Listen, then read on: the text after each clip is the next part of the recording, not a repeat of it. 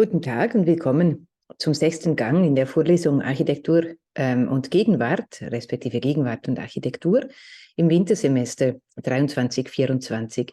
In diesem 6. Gang möchten wir Ihnen einige Forschungsarbeiten, die sich alle sozusagen aus dem digitalen Denken heraus und zurückgerendert ins relativ klassisch architektonische Denken hinein entwickeln.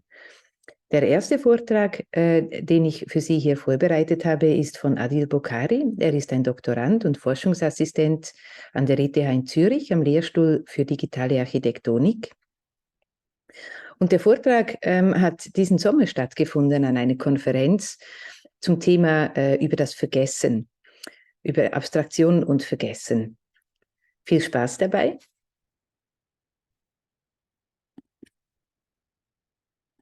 So, hello and welcome to the second great presentation of this morning. Another set of cartoons for you to follow. Yeah, so my name is Adil Bokhari. Nice to meet you. If we haven't already, we have. But in any case, yeah, so as you can see from the first slide, I like images. I like images that make your eyes bleed out. I like images that are expressive. I like images that have something to say. But I would like to celebrate the fakery of them, the construction of them in a fake manner. So fakery itself comes from fakir, which is a magician. So it's acts of magic that compose images rather than acts of empirical truth. So I'm going to try and construct a kind of mechanics of my PhD. And yeah, it's been a long time coming, but only chronologically, it's coming. Okay? So then my research is concerned with the idea of perspective or scenographia and its disconnect with what we call scenography today. So the treatises of architecture from Vitruvius, Alberti, Dürer, Da Vinci, Pozzo, Serlio, all discuss the implementation of perspective through the design of theaters. The theater becomes a site for the suspension of certain physicalities, certain realities, where the measurement, observation, and articulation of perspective sets the stage and is set on stage.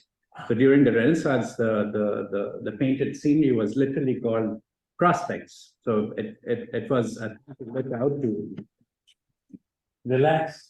Relax one. Just the theater. That's like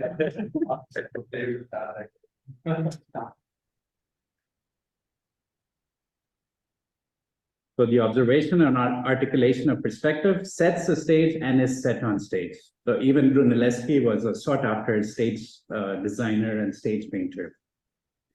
Scenography today falls into a purely artistic and playful, purely artistic, or as Duchamp would call, probably call it a retinal endeavor, losing its connection to the mathematical basis of scenographia and its relation to ichnographia and orthographia, of proportioning the two, which in their own right have also become, have also died into a medium-specific definition. So this is precisely where my interest lies, the theatricality of perspective, how it can help to stage and proportion the rich but noise-ridden world, contracting the perspective of narratives with geometries. So I have 3 parts to the presentation.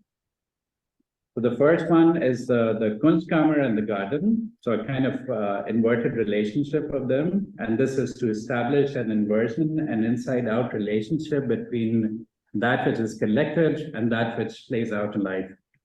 The second is the diorama and its contents, as per the title of the talk. And this is a way to talk about miniatures, about cases, about valises that you can take and sell, something like that. And then the third is tomographic sections. So a way to think of these theaters and these observatories and talk about the garden outside with affection.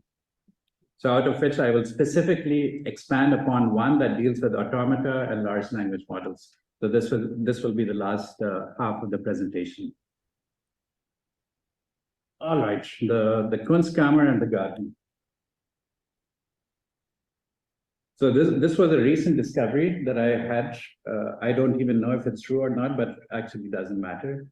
So it's the inverted relationship of the garden and the Kunstkammer. So in a lot of Renaissance villas, you see that the Kunstkammer actually leads onto the garden. So it becomes a vestibule through which you go and explore the world outside, and the other way around as well. So the garden itself can contain grottos, which are the place where myths and nymphs play out.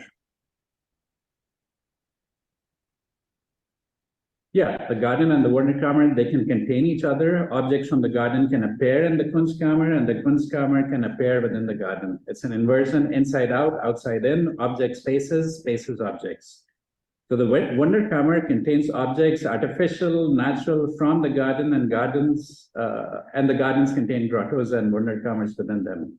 So one is a theater of possible relationships that unfold, a microcosm and time lapse of the world at the same time, and the other where sculptures come to life in the bright light of the sun. One, a model of the world, and the other, the world of the model. One, models of life, and the other, life of models. One is the drama of possible relationships to be explored, the lusus naturae, the fancies of nature, the freaks and the aliens.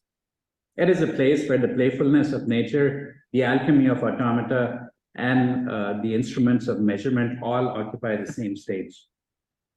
So Duchamp, again, for me, as it has been for a while, he gives these incredible kind of forms of externalizations of his own work. So this is the release. It's kind of a gesture of salesmanship as well. So you take this portable case, a miniature of what you think of the world, an intimate look into the world, and you can go around and sell it. You can go around and expand it, open it up, unfold it, and see what kind of a garden it might engender. So then one is vast, public, and expansive. This is where the collections of atmospheres, where certain characters can show up. This is the garden. And then I will start now with my Wunderkammer, and after that, I will try to imagine, articulate a garden with affection. So this would be the tomographic cuts and my valise, my suitcase, my salesman kit, let's say, like a refrigerator salesman. You have a kit, you go around, you sell people something, but it encapsulates things that you are kind of curious about. So the diorama and its contents. So this is my cave, and I will now try to open it up to you. So this is the diorama. For me, it's interesting to explore the time just before photography, just before the invention of the fixing of images, because it's an interesting time because it's so hacky. So everything is you can see that photography is in the air, it's about to arrive. But then everyone is trying to play around with multiple techniques, with multiple kind of apparatuses, with optical aberrations, etc., to construct a spectacle, to construct this way of looking at the world. So this is 20 years before photography, and it's doubly encoded. It's linen, it's crystalline. And the funny thing about it is that you can both see at it. So you can both look at it and see through it. So it's always lit in the light of the sun. It plays and performs within the synchronicity of things. And it establishes a relationship with its locality while not being local. So the most famous dioramas of Daguerre and Boutin, they're the ones who invented it. They were scenes of Paris played out in London and scenes of London played out in Paris. So these were the biggest spectacles at that time. And then you see that it's completely mechanical, and it deals with the weathers outside. So it constantly changes based on what the weather is like, what the sunlight is like, etc., etc. And then the guy who's holding the crank right now, he moves it based on how they want to control the sun, how they want to let the sun shine through. And then this surface, it's also painted on both sides. So it's doubly encoded. It encodes what it receives from the sun, and it encodes what is painted on top of it. So in a very literal sense, it becomes a theatrical observatory, a fake observatory. So the metaphor of the diorama, I think it also helps in stepping out of a closed systemic world building, as would be theorized by Nelson Goodman or the others around him. Because the act of seeing through becomes an act of modeling in the bright light of the sun, always amongst the synchronicity of things, always casting shadows. It can have its internal mechanics that are not exhausted by the means of production. So the kind of comment I was throwing your way, but by playing out in a larger context. And then it's also interesting that it becomes a vicarious crossing into the realm of the sensible. So it's not sensible in itself, but through that you synthesize certain relationships to the senses. So it's a theater, a stage, a scene, all at the same time. And by including an ephemerality and lightness, it's also a direct offense to the retreats of authenticity that photography or even photorealistic rendering kind of claim. Thank you.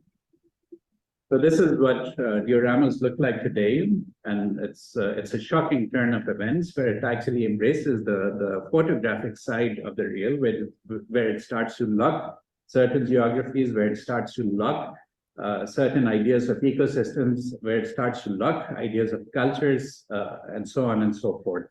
This you can find in natural history museums, and it's a direct kind of jump from the wonder camera to the museum. So things become dead and locked. But then for me, an interesting take on the diorama is through Duchamp. So now I'm going to give a few cases of how to look at the diorama and what kind of capabilities can it start to produce. So this, again, it was produced in the last 20 years of his life. This is when he had publicly said that I've given up on art and I will devote my life to chess. Meanwhile, and at his home, at his apartment in New York, he's constantly constructing this installation, this stage, this spectacle is being brought into existence, which nobody knows about it. Nobody knows about. They only found out about it once he died and when they entered the apartment. So the projection onto the plane that you see in linear perspective, this spills out into a three-dimensional space. So it spills out into the garden. Time stands still until you see it. So this is what it actually looks like. It's in the Pennsylvania, the Philadelphia Museum of Art, and it's stuck behind a huge Spanish door, a wooden one. And I actually was there at the Philadelphia Museum of Art, and I completely missed it. So I never managed to see it because I thought the door was a thing on its own. Except that you have to go up to it and see through the peepholes and see the spectacle. It was too early, too early for me to see it. Yeah, and then of course Duchamp is interested in quantum mechanics. Of course Duchamp is interested in ways of observation. Of course Duchamp is interested in the history of perspective as well.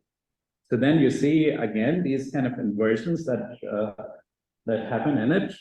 The gaze is staged, so even though it appears to be stereographic, it is not, because the holes in the door, there are two of them, but you can only see through one.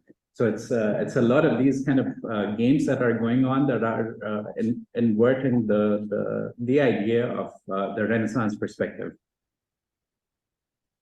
So the vanishing point, the precise objects, and even the perspective view all function in a kind of mechanical manner. And of course, it's condensed with voyeurism, it's condensed with exhibitionism, with desire. However, it is not exhausted by them. Instead, it manages to play at another scale, a scale where the act of seeing affects. So you don't know if your viewing through the peephole actually caused the event to happen. And the event is, yeah, it only unfolds once you start to kind of affect it. Yeah, and it's also important to see this this construction by Duchamp on a larger scale. So it's not just this installation itself, but it comes with a manual of instructions. And it's a wicked document to look at. It's heavily encoded with his old works and the works that nobody knew about as well. So he's referencing various things that that it was impossible for people to understand. And then they also figured out, because now they wanted to move this, because he wrote it in his will, that we should move this installation into the museum. And he had a kind of contract with them and a love for the patrons who were running the museum. And then once you start going through these instructions, they're very deadpan. They're, it almost looks like an IKEA catalog, but it clearly is not, because it's clear once you start reading them and you look at the installation that this is not how it was built. So it's a complete storytelling on top of what is actually there. So it's a completely encoded version of the means of construction, rather than a clear kind of explanatory version of that. And I mean, reasonably so, he calls it demountable approximation. So it's a probabilistic thing. It's not, yeah, it's not standardized, let's say. Yeah, and it's also unclear who the instructions are for. So it's unclear if he's doing the instructions in order to instruct himself, or he's doing the instructions in order to instruct other people. It always stays in this kind of tense suspension of who is it that you are talking to. So the audience is unclear. So let's move on to another content of the diorama. So this is Alberti's eye. Alberti, everyone knows. And then this is a coin that was minted in his name. And then of course, if you turn it around, you see his face. So you have the iconic presence of Alberti. But on the other side, the eye takes flight. So suddenly it becomes detached from the person, and it the act of seeing gets removed from the body. And this I thought was super interesting, because then it's the voyager and the voyeur, suddenly they start to play in a different way.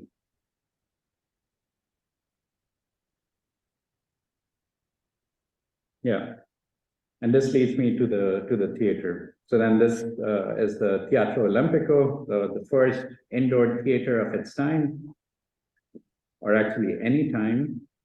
And then constructed by Palladio and Scamozzi. Palladio dies in the middle. Scamozzi goes ahead and finishes it. And then you see that it's a completely fake construction. So it embraces the idea of perspective in a way that it's not there to fool you.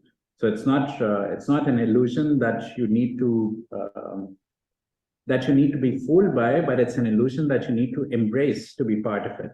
And this is this idea of the suspension of disbelief. Now you see in all kinds of media, for example, computer games, it's extremely hot, this phrase suspension of disbelief, because this is about making things as real as possible so people cannot doubt what is present there. But then if you turn it around, the full phrase is the willing suspension of disbelief. So it is a participatory act within an illusion in order to be part of a larger story. And then again, with this idea of the prospect, which was the term given to the painting behind the stage. So it's a thing that you look out to find gold. So it's prospecting and investigation on your own, something like that. And then of course this stage sets a new scale for the stories that are supposed to play out in front of it. So it's now set in the ideal city of the Renaissance. But the first play that was performed there was Oedipus Rex. And this is hundreds of years ago, but it doesn't matter because suddenly it acquires a new scale just by being placed within the new city. Yeah, and then the Renaissance perspective shows up as a backdrop that is not touched as a prospect, and it is unabashedly fake. So you can see the plan drawings of it. It embraces its artificiality. And then this kind of illusion, it leads to magic. And magic only begins once the illusion is laid bare in front of you. Once the mechanics of the illusion are given to you, and then you have to willingly suspend disbelief for that.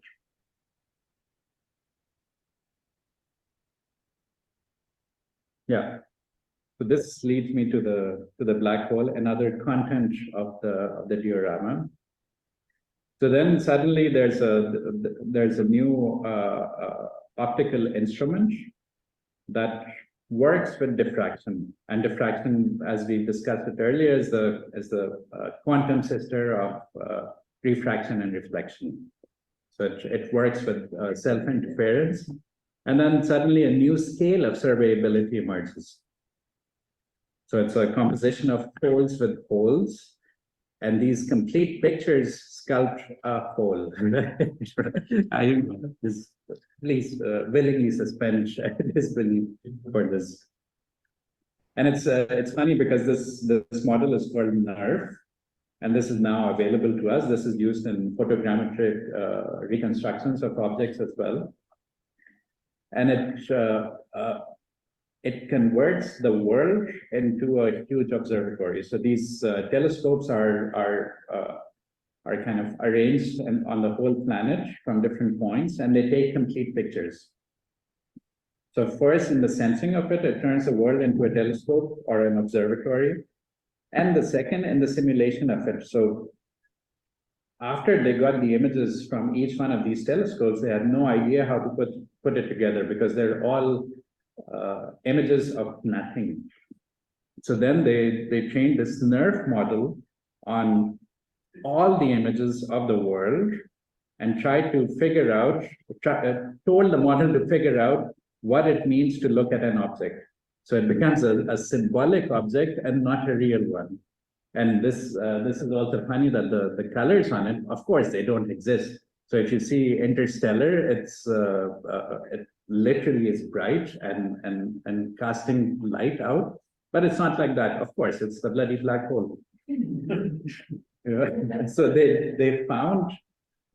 figured out that in order for the image to be effective, they need to portray energy in the most understandable manner. So then the yellow and the red, this particular spectrum comes purely by implication, purely by projection.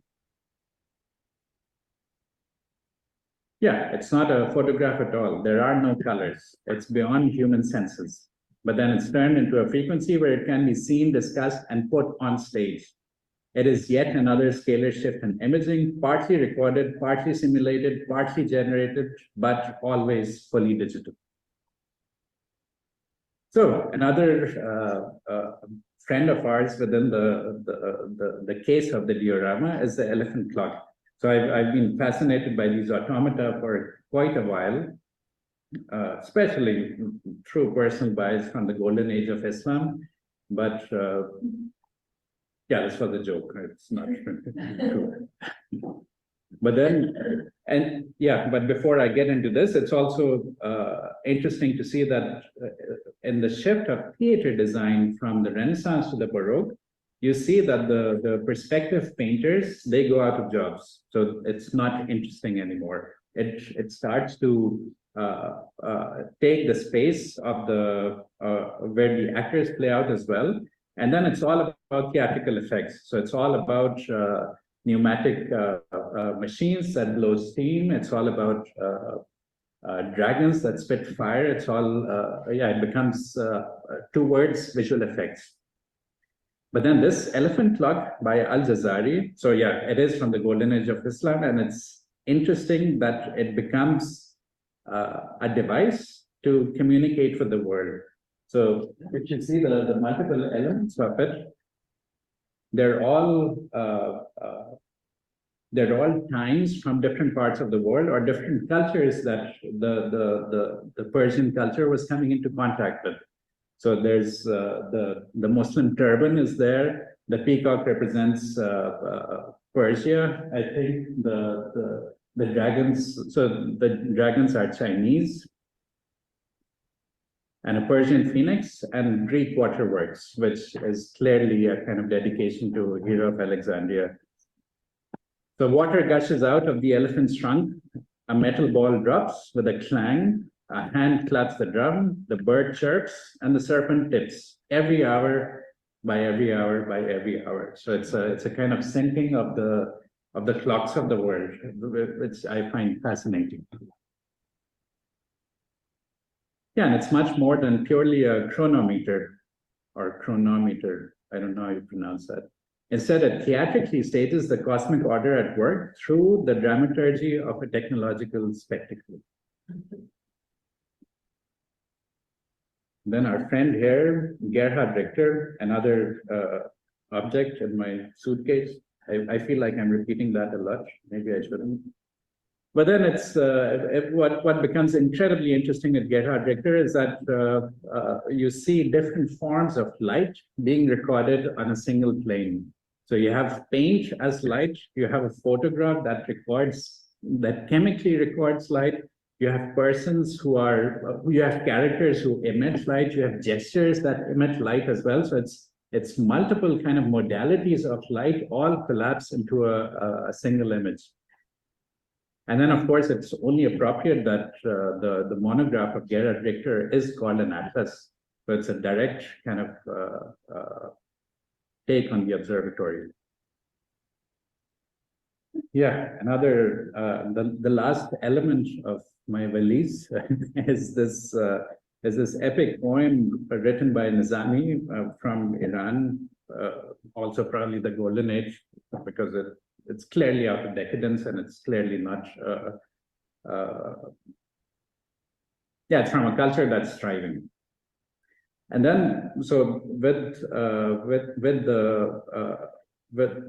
the kind of iconoclasm in Islam, it becomes interesting to see the take on how to deal with icons and images once they start coming into contact with other cultures. So this particular story is about the prince of that time who goes and looks at a wall where the 7 princesses from the 7 kingdoms live. And then it was not allowed that you should have pictures of icons on the wall. So then he turned them real. So they're not pictures anymore, but they become real persons, but set in the future. So suddenly there's an inversion. So it's definitely not illustration. It's definitely not iconography. It's an inversion of all of these games. So then you have all of these. They're supposed to be paintings, but you cannot do paintings on walls of icons.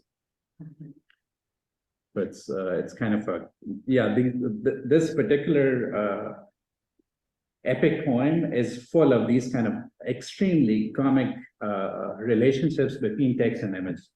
And then there's another story within that where there's a competition between Greek painters and Chinese painters as to who can produce the most beautiful room. And then the Chinese build a wall around the room and they're working on it forever. The Greeks produce beautiful views of sceneries, landscapes, shrubberies, etc. And then the Chinese take the wall off. And what they just did was that they polished the room to the extent that it became a mirror. So then it started reflecting what the Greeks did. But they were given the prize because it was more beautiful, because the shadows, etc., start playing on it. So yeah, I mean, this epic is hilarious.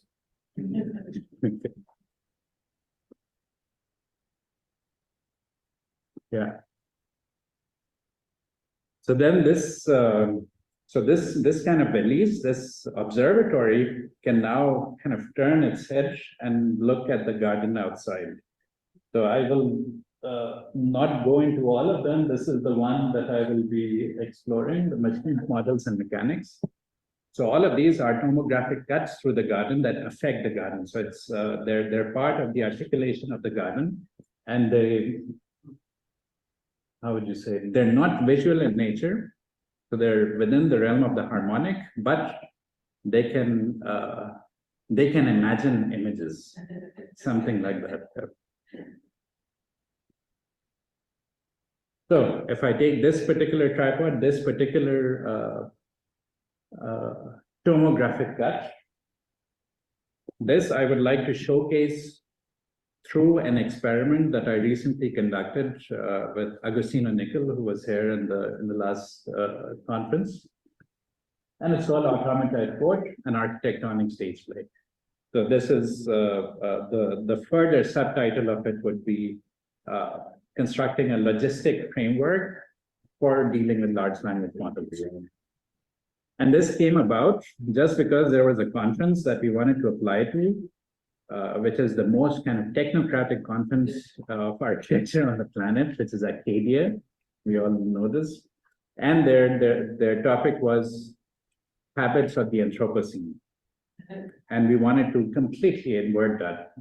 And it's clear why our paper got rejected as well. Yeah, but then we were like, okay, habits to rituals and Anthropocene to the court. So we start to kind of play this game of inversion with that. And then, of course, automata, they exist pretty much in every culture. So it's an interesting motive to pick up. And then also automata can bring ancient concepts to bear on contemporary discussions. So addressing scientific, technological, mathematical, and cultural motives at the same time. So for this architectonic stage play, for this theater for large language models, Versailles becomes the site. So the Palace of Versailles, the most loaded palace of rituals, this becomes the site for the project to play out. And then this was also important to bypass the notion of automation. So this is directly addressing Acadia as well, because this is the conference for robots. And the word robots literally comes from slave. So it's once you start simulating through black magic, once you start simulating bodies to your use. So this is, this is why the automata becomes incredibly beautiful and interesting, because it has its own internal mechanics that are not exhausted by your projections on them. So it begins with the marketplace of models. So today I'm going to start reading a little now. It will be less fun, but yeah, probably better. So today we have huge repositories of not just data, images, text, 3D assets, etc., available to us, but models specialized in encoding, mapping, and generating anything. Specific neural network-based models are typically trained to be highly accurate and consistent in their predictions. They excel at specific problems such as image classification, yeah, you know all of that, by optimizing the network's weights and biases based on a given. Yeah.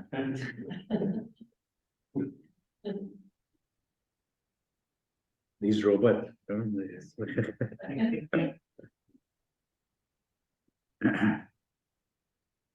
Yeah, and then you have many platforms where you can find models.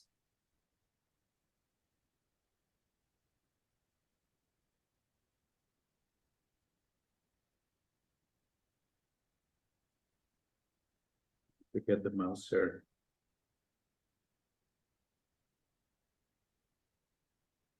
Yeah, and then you have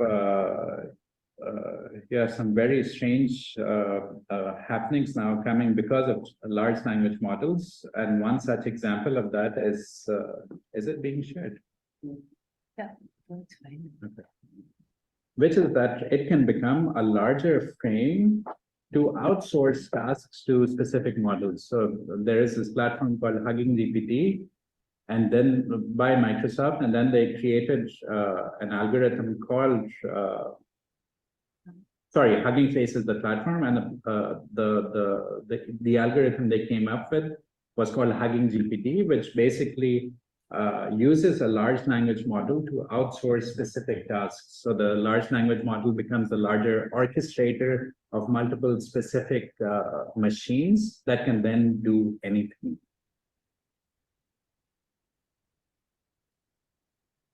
Yeah, and then it becomes interesting because then the expertise of individual models and the generality of large language models, it becomes, it starts to collaborate with each other, making full use of the existing models.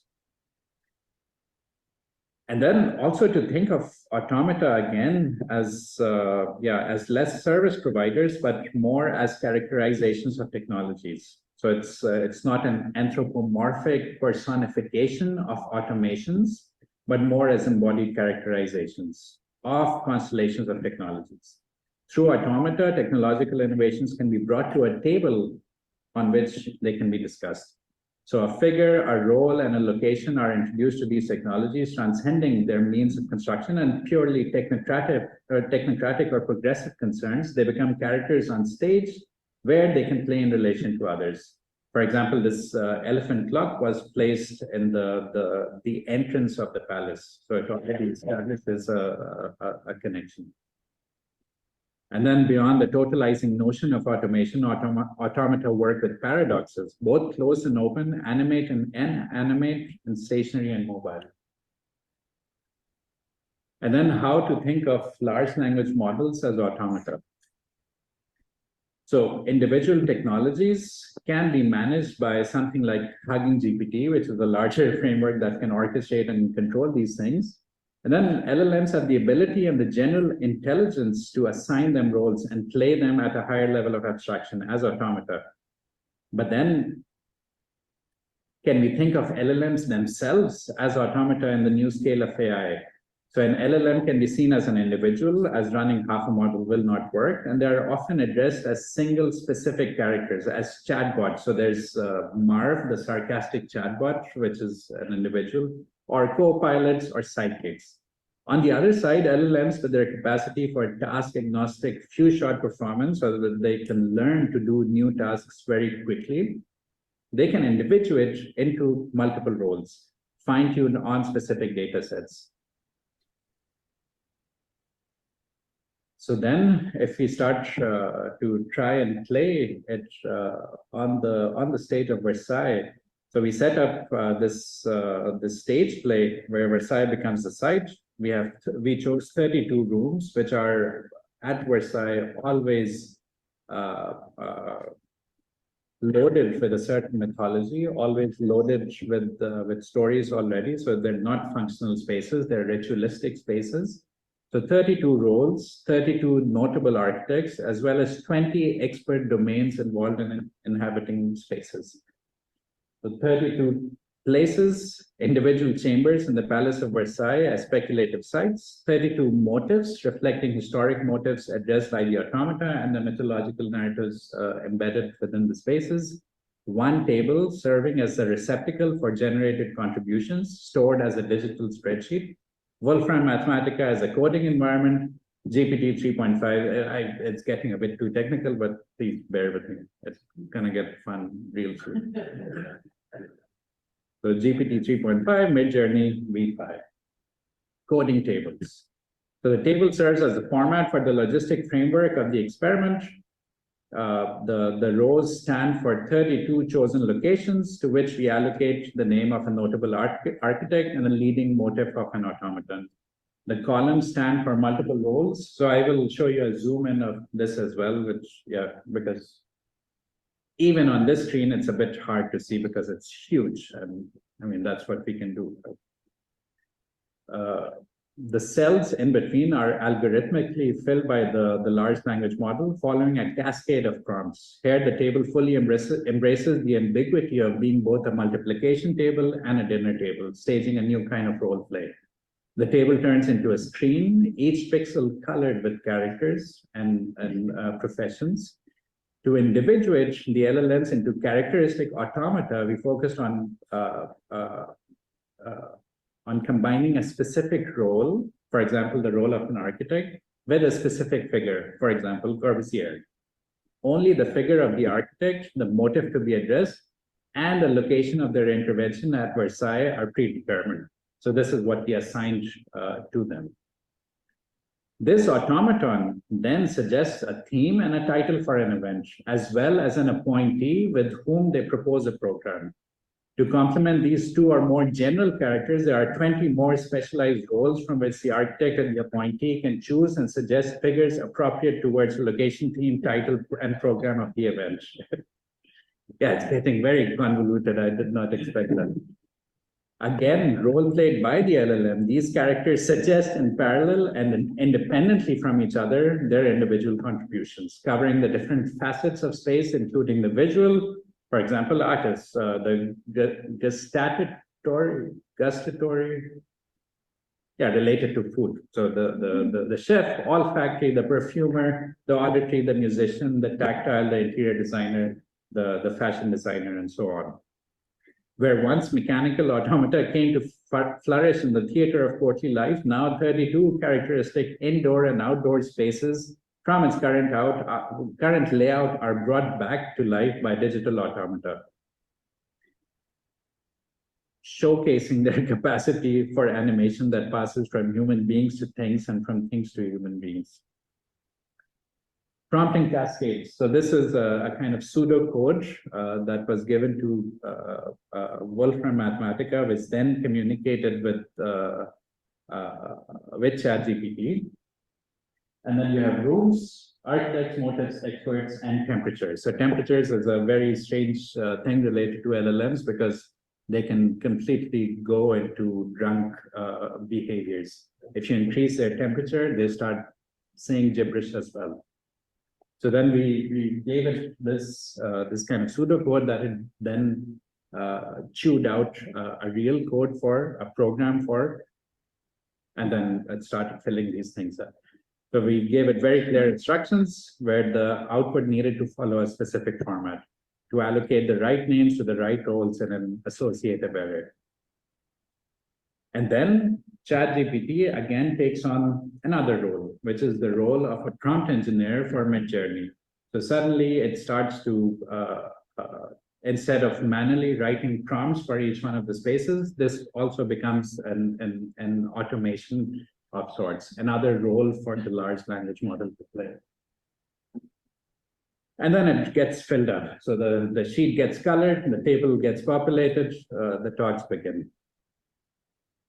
So there are fireworks around the Lantona fountain as Icarus takes flight in an acrobatic performance around it. Buckminster Fuller prepares the Salon of Apollo as a solar eclipse observatory. Julia Morgan addresses cosmical motifs in the Bosquets, proposing a guided meditation session between beds of wild bergamot and trees decorated with wildflower garlands. Bernini reenacts the eruption of Mount Vesuvius in the Salon of Diana, where smoky mezcal margaritas are served in ceramic replicas of Pompeii artifacts.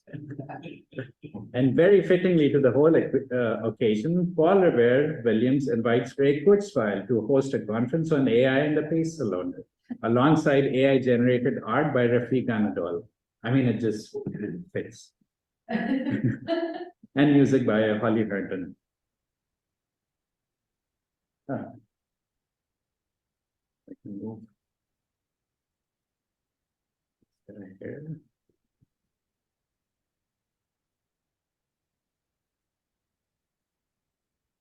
Yeah, I will zoom into it just in a second. So just to kind of conclude this thing, Automata at Court is an attempt to address AI as a multiplicity of techniques rather than as a technological singularity, a logistic framework that plays across domains, casting characteristic automata plays in an architectonic stage play. So we as architects did not design a single contribution or artifact in this process. Abstracting away from common use paradigms allows us to play a different role, inventing a schema, identifying decisions, and making selections from a sea of characteristic outputs.